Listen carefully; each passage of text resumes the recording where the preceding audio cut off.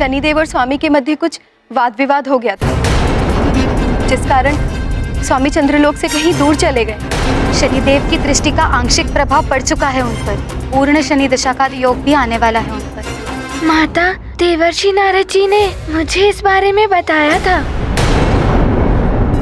किंतु शनिदेव की दृष्टि ऐसे क्यों हो गई?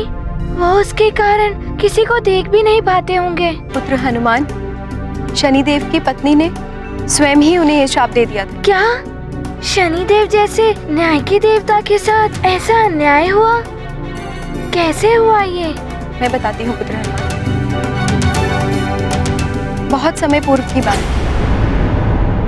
एक दिन शनिदेव की पत्नी चित्रधांशा अपने भवन में बैठी श्रृंगार कर रही थी।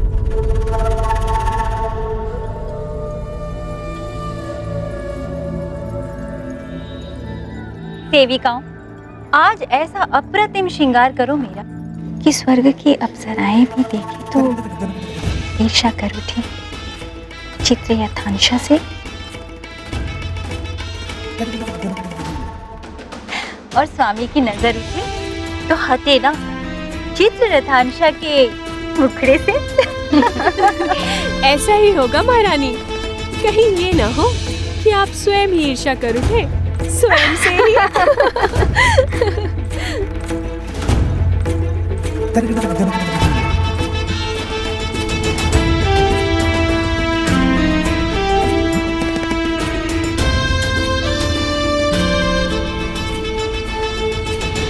महारानी जी, आज तो आपके केशों में उलझ कर रह जाएंगे महाराज शनिदेव। तन सुंदर, मन सुंदर, नैन सुंदर। महारानी जी, पद्मिनी हो या चित्रुणी, आपके रूप के समक्ष सभी लजा जाएंगे आज। महारानी चित्ररथांशा, मुझे तो भय है कि यदि एक बार महाराज शनिदेव की दृष्टि आपके मुखड़े पर पड़ी तो कहीं अपना सद्बुद्धि ना खो बैठे।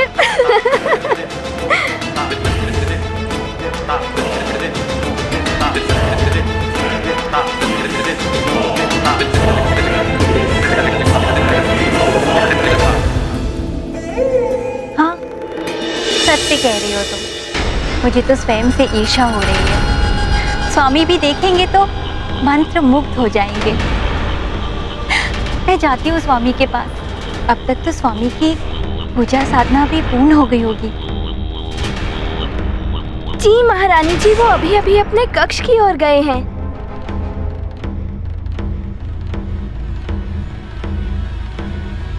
ओम विष्णवे नमः।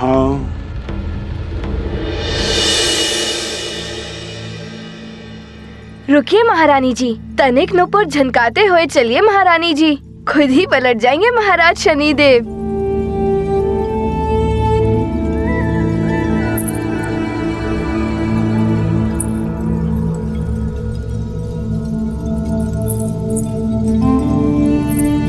ओम विष्णवे नमः।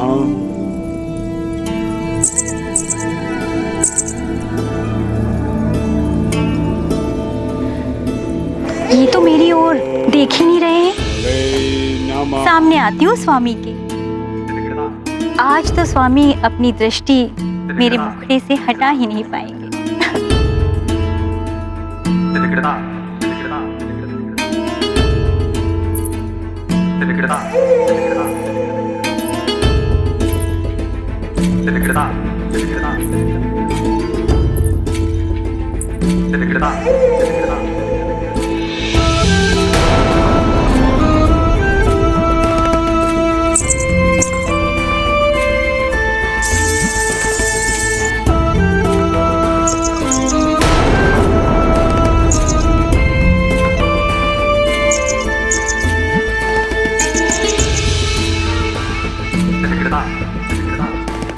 कोई प्रतिक्रिया नहीं।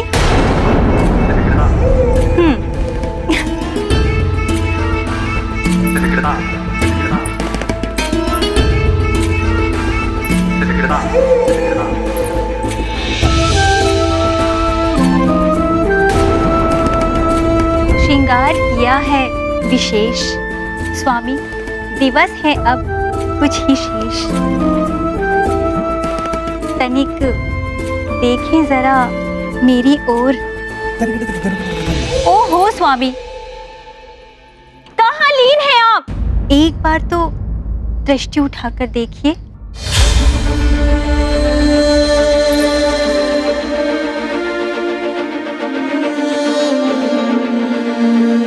स्वामी, आपकी पूजा तो समाप्त हो गई है, फिर भी आप ध्यान में लीन हैं क्या? ओम विष्णवे नमः। महारानी चित्ररथांशा, मुझे तो भय है कि यदि एक बार महाराज शनिदेव की दृष्टि आपके मुखड़े पर पड़ी तो कहीं अपना सद्बुद्धि ना खो बैठे। स्वामी, आपकी चित्ररथांशा आपके समक्ष है, देखिए मेरी ओर कैसी दिखाई दे रही हूँ।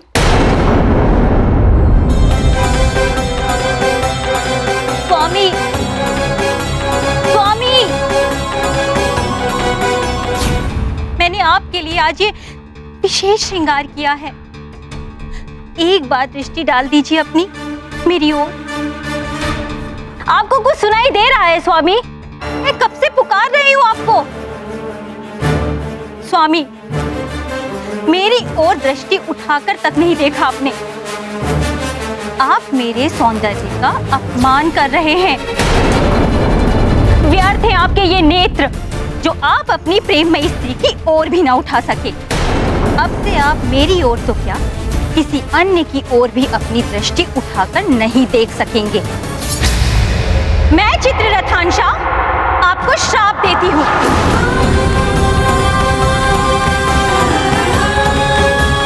अब से आप अपनी दृष्टि उठाकर जिसको भी देखेंगे उसका नाश हो जाएगा, नाश हो जाएगा, नाश हो जाएगा, नाश हो जाएगा, नाश हो जाएगा, नाश हो जाएगा। प्रभु भक्ति की अद्भुत माया, लीला कोई समझ न पाया। नारायण के ध्यान में खोए, शनि पर कुपित भामिनी होए। ऐसे शाप का क्या हो पाए, शनिदेव हो गए निरुपाय। भक्ति और शांति बने संताप, पत्नी कोप सदा अभिशाप। ये तो बहुत ही अनुचित हुआ शनिदेव के साथ। हाँ पुत्री, शनिदेव की दृष्टि का प्रभाव बहुत ही कष्टकारी होता है। जब इन पर उनकी पूर्ण तरह से दृष्टि का प्रभाव पड़ेगा तो न जाने क्या होगा। स्वामी, शनिदेव की पत्नी ने शनिदेव को इस प्रकार का श्राप देकर सबके साथ साथ स्वयं के लिए भी संकट उत्पन्न कर लिया।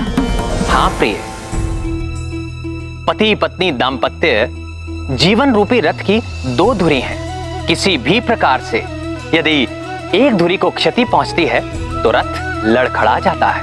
परिस्थिति कोई भी हो, पति पत्नी को आपस में कोई भी ऐसा कृत्य नहीं करना चाहिए जिससे उन्हें हानि पहुंचे, अपितु एक दूसरे के लिए सदैव मंगल कामना ही करनी चाहिए। ये कैसी ध्वनि है? माता, प्रतीत होता है ये कोई राक्षस की ध्वनि है। हाँ अनुमान, राक्षस अमृत के मोह में यहाँ तक आए होंगे। आवाज भी उसी ओर से आ रही है। अमृत की सुरक्षा का दायित्व स्वामी हम पर सौंप कर गए। यदि अमृत इन राक्षसों के हाथ लग गया तो इस संसार के लिए बहुत बड़ा संकट उत्पन्न हो जाएगा। माता, आपका पुत्र हनुमान है ना? हनुमान के रहते इस अमृत को कोई स्पर्श भी नहीं कर सकता। माता, आप दोनों मुझे आज्ञा दें।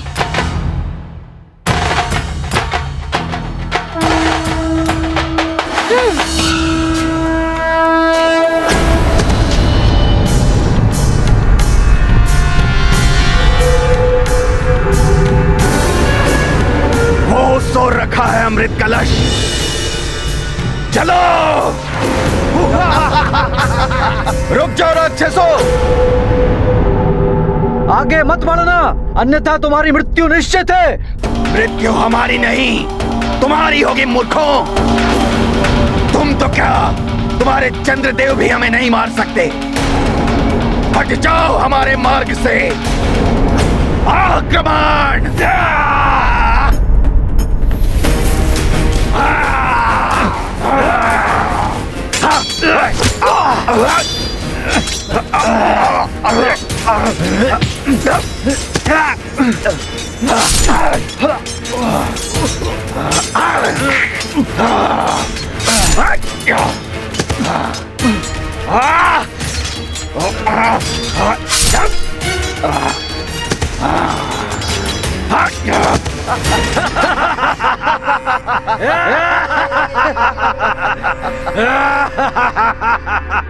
अब हमें कोई नहीं रोक सकता, कोई भी नहीं।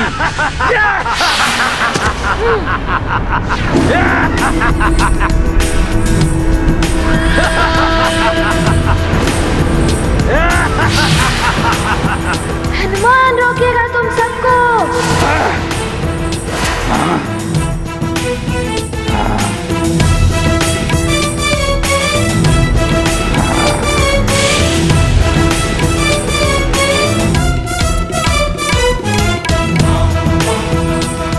तू यहाँ भी आ गया दुष्ट वानर।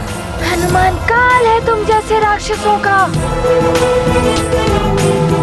जहाँ तुम सबका आतंक होगा, वहाँ का रक्षक हनुमान होगा। कोई हित नहीं कर पाओगे तुम हमारा हनुमान। हमें तो मात्र नर रूपी नारायण ही मार सकता है, अन्यथा कोई नहीं। रक्ष योद्धाओं, आगे बढ़ो और उठा लो अमृत कलश। हनुमान, रोको ही नहीं। यदि अमृत कलश इनके हाथ लग गया तो बहुत बड़ा अनर्थ हो जाएगा।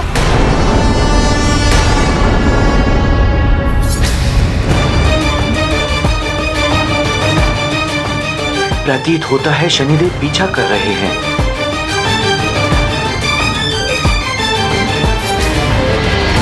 मुझे ऐसे किसी स्थान पर जाना होगा जहां शनिदेव ना पहुंच सके, ना ही उनकी दृष्टि मुझ तक पहुंच पाए। चंद्रदेव! रुक जाइए चंद्रदेव! शनिदेव तो निकट ही आ रहे हैं। तीव्र और तीव्र। आप कुछ भी कर लें शनिदेव, किंतु आप मुझ तक कभी नहीं पहुंच पाएंगे। चंद्रदेव, आप देवता हैं। इस भांति पीठ दिखाकर भागना देवों को शोभा नहीं देता। रुक जाइए!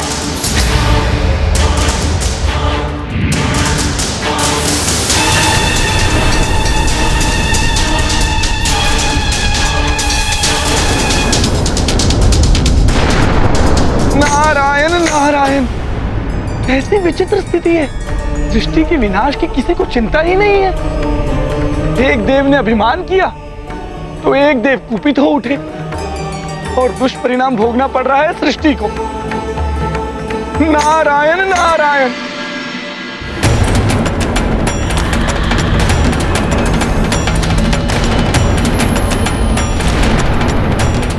शनिदेव एवं चंद्रदेव दोनों को ही ज्ञात है कि कोई संसार में कहीं भी चला जाए, ग्रह गोचर के प्रभाव से कोई बच नहीं सकता है। चंद्रदेव की मति तो शनि दशा के कारण भ्रमित हो सकती है, किंतु शनिदेव को तो सब ज्ञात है, फिर भी सृष्टि के विनाश में लिप्त है। कुछ तो करना ही होगा, इन्हें रोकना ही होगा।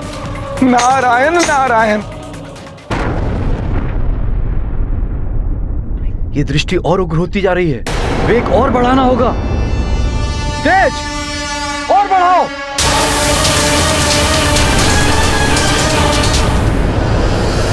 द्वारिकाधीश, इतनी बड़ी भूल तो चंद्रदेव ने नहीं की कि शनिदेव उन्हें प्रताड़ित करने के लिए इस प्रकार पीछे पड़ गए। प्रिय कालिंदी, जिस प्रकार अग्नि में घृत पड़ने से अग्नि दहक उठती है, उसी प्रकार शनिदेव की उग्र प्रवृत्ति रूपी अग्नि में क्रोध का घृत पड़ चुका है। क्रोध ने शनिदेव के विवेक को हर लिया है। वो न्याय और अन्याय की परिभाषा भूल चुके हैं। इसीलिए ना तो उन्हें सृष्टि का विनाश दिखाई दे रहा है और ना ही अमृत की कोई चिंता है।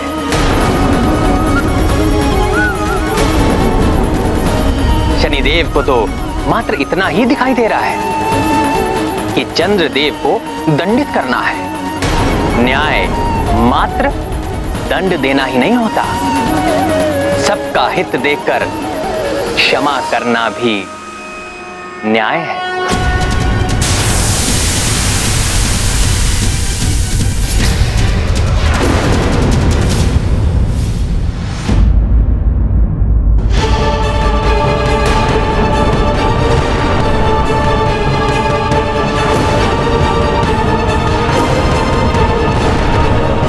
आकाश में हर ओर अग्नि और विस्फोट, मेरा पुत्र किसी संकट में ना आ जाए।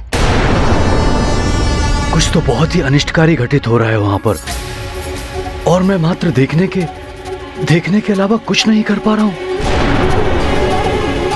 पूर्ण आकाश में जैसे अग्नि भर उठी हो।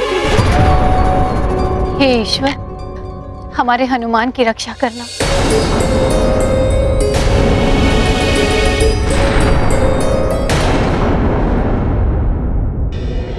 नारायण नारायण। देवर्षि, आप प्रणाम। देवर्षि। शनिदेव, ये आप क्या कर रहे हैं? ये अनुचित है। अनुचित तो चंद्रदेव कर रहे हैं देवर्षि। क्या इस भांति भागना देवताओं को शोभा देता है? शनिदेव, चंद्रदेव आपकी दृष्टि के आंशिक प्रभाव के कारण ये सब कर रहे हैं, किंतु आप तो स्थिति से परिचित हैं। देखिए देखिए किस प्रकार सृष्टि का विनाश हो रहा है। यदि आप देवताओं के विवाद का लाभ उठाकर असुर अमृत ले गए तो बहुत बड़ा अनर्थ हो जाएगा। बस देवर्षि, यदि ये बात आप चंद्रदेव को समझाएं तो उचित होगा। यदि वो इस प्रकार भागते नहीं तो सृष्टि का विनाश नहीं होता। चंद्रदेव ही दोषी है इस सब के लिए, और अब उन्हें मेरे कोप से कोई नहीं बचा सकता। प्रणाम। नारायण नारायण। शनिदेव कुछ समझना नहीं चाहते, और चंद्रदेव ने तो त्रिदेवों की बात भी नहीं सुनी।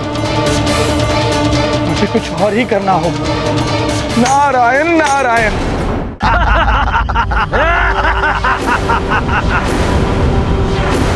माता रोहिणी, मैं इन राक्षसों को अमृत कलश की ओर जाने ही नहीं दूंगा। बस अब और आगे नहीं बढ़ पाओगे तुम सब असुरों। तो तुम रोकोगे मुझे?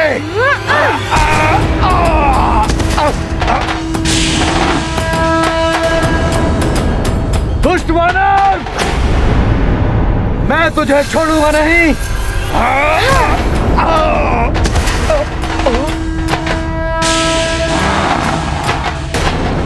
कोई आगे बढ़ने का प्रयास ना करे। बहुत चपल है ये दुष्ट वानर।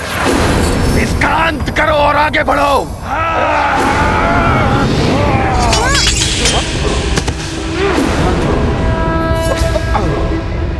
मैं यहाँ हूँ।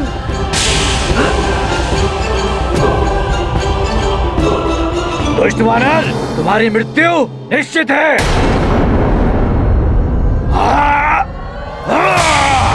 हनुमान!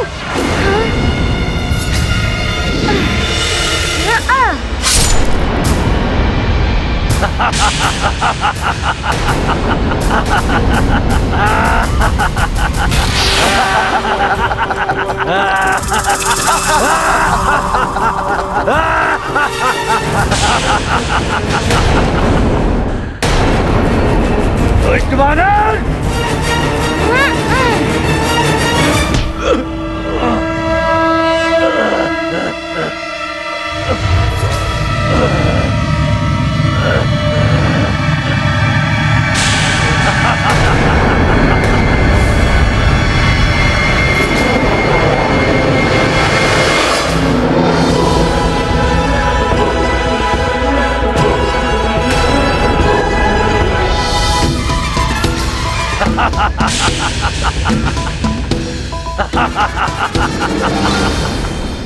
मेरा अंत तुम्हारे वश में नहीं है वानर।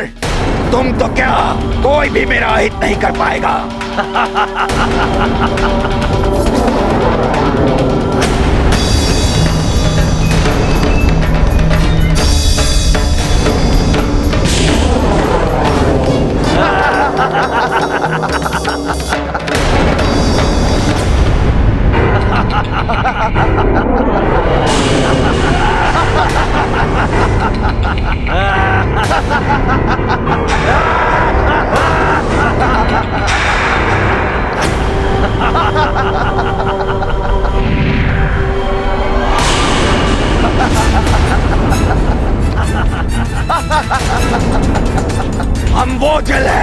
जिसे कोई काट नहीं सकता। हम वो वायु हैं जिसके कोई टुकड़े नहीं कर सकता। हे महादेव, हे भोलेनाथ, मेरा पुत्र अपनी माँ के व्रत को पूर्ण करने के उद्देश्य से चंद्रलोक की ओर गया है, तो न जाने वहाँ क्या घटित हो रहा है। मेरे पुत्र की रक्षा कर, उस पर कोई संकट ना आ जाए, वो सकुशल हो। चिंता मत करो अंजना, तुमने हनुमान के लिए ही व्रत रखा है। ईश्वर सदैव उसकी रक्षा करेंगे। और वैसे भी हनुमान बड़े बड़े संकटों पर विजय पाकर लौटा है। अपना समय नष्ट मत करो वानर, चले जाओ यहाँ से।